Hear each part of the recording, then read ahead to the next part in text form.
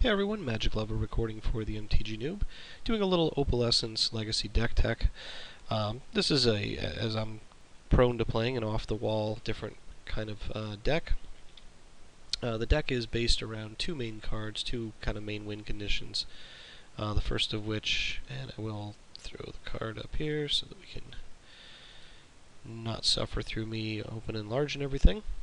But the main of the deck is built around Opalescence, which turns all your non-aura enchantments into creatures based on their the converted mana cost,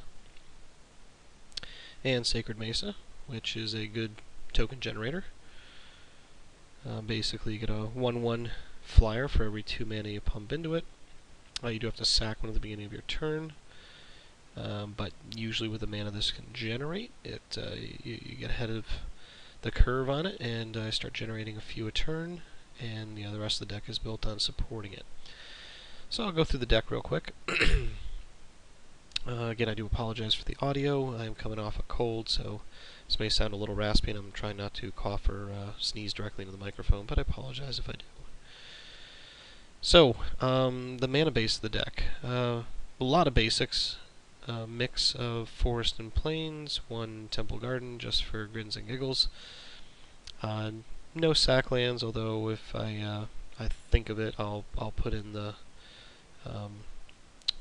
green-white fetches. They help smooth out the deck and be a little more effective with Sylvan Library, but I haven't purchased them as of yet.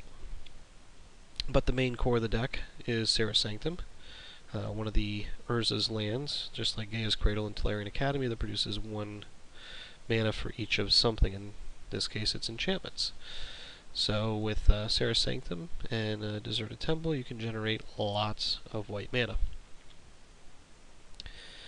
A couple utility cards, crop rotation, just because the deck is really dependent on getting a Serra's Sanctum in play and keeping it there.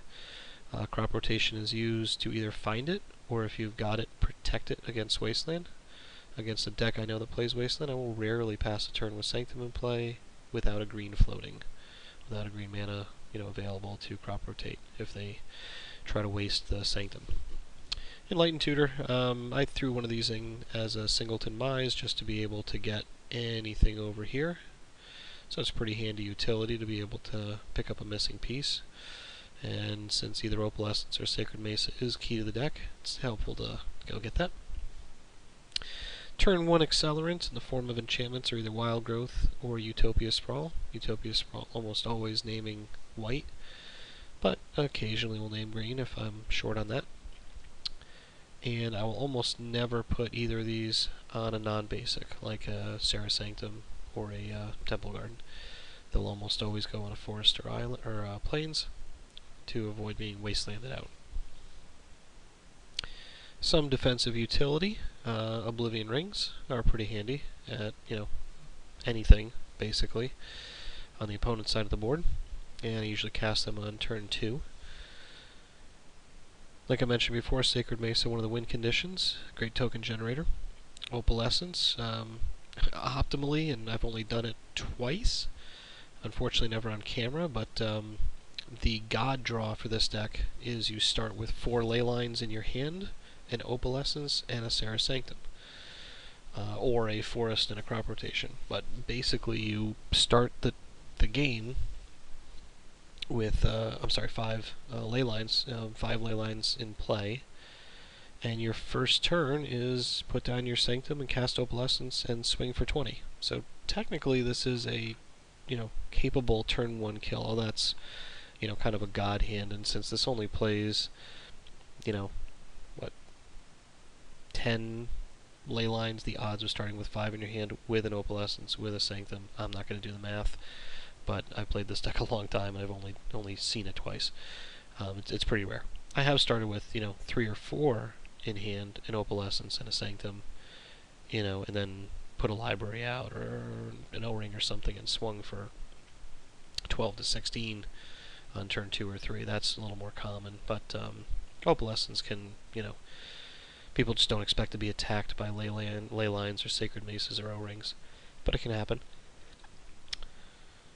And then Moat, Great. Obviously, it's a non-bow with Opalescence, but mode is so great at shutting off so many decks that it does get the nod here.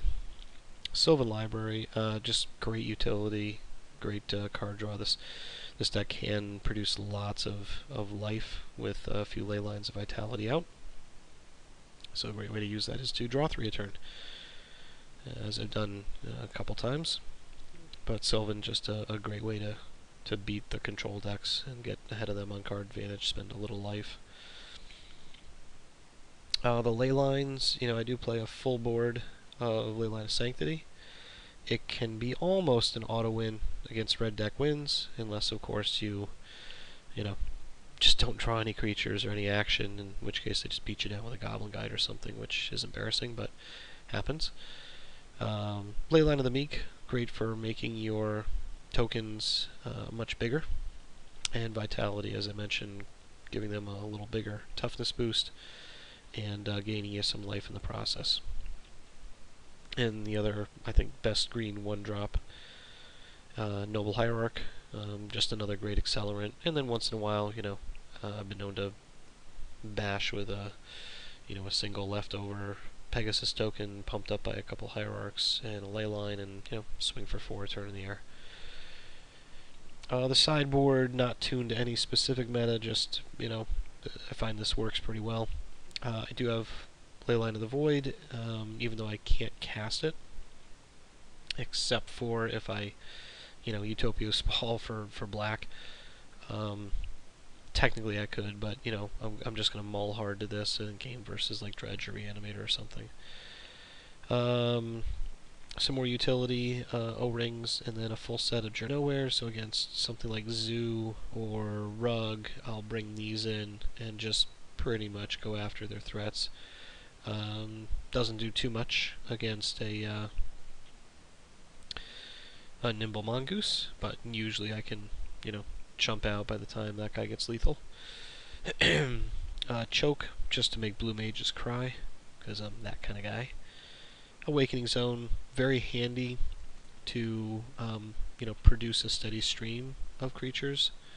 So once in a while, bring that in against more aggro decks, like Zoo or Maverick. Actually, even against Affinity, something like that. That can be pretty handy. And then these two I just started playing with here, Norn and Canonist. This will come in against Affinity. This will come in against anything creature based, just because I can reliably cast them on turn 3 or so. If I start with a couple ley lines and a couple accelerants. So he's just a backbreaker against most decks, like Elves, like Affinity, like Maverick. And then Canonist is a great out against a lot of storm-based stuff.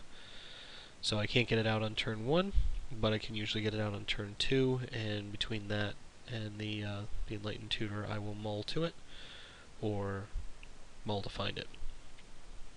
But either way, usually can buy me enough time between that and Leyline of Sanctity to not get targeted, by storm, unless it's creating goblins through Empty the Warrens, in which case, I'm in trouble anyway.